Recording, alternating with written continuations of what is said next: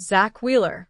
Stopping rain with a laser is one of those ideas that sounds totally reasonable, but while the idea of a laser umbrella might be appealing, the idea of stopping rain with a laser is a thing we're currently talking about. It's not a very practical idea. First, let's look at the basic energy requirements. Vaporizing a liter of water takes about 2.6 megajoules, and a big rainstorm might drop half an inch of rain per hour. This is one of those places where the equation isn't complicated. You just multiply the 2.6 megajoules per liter by the rainfall rate, and you get laser umbrella power requirement. Watts per square meter protected. It's weird when units work out so straightforwardly. 9 kilowatts per square meter is an order of magnitude more power than is delivered to the surface by sunlight, so your surroundings are going to heat up pretty fast.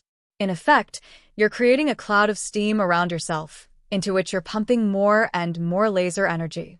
In other words, you'd be building a human-sized autoclave. Needless to say, autoclaves are not really a popular place to live. But it gets worse.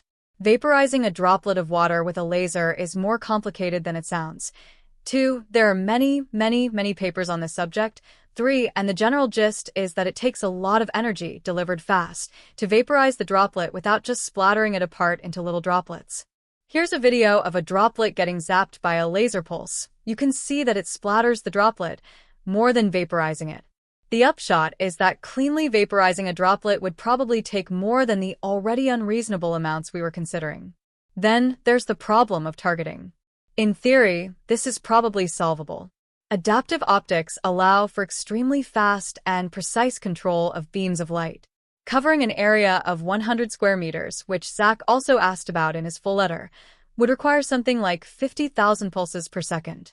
This is slow enough that you wouldn't run into any direct problems with relativity, but the device would, at minimum, need to be a lot more complicated than just a laser pointer on a swiveling base.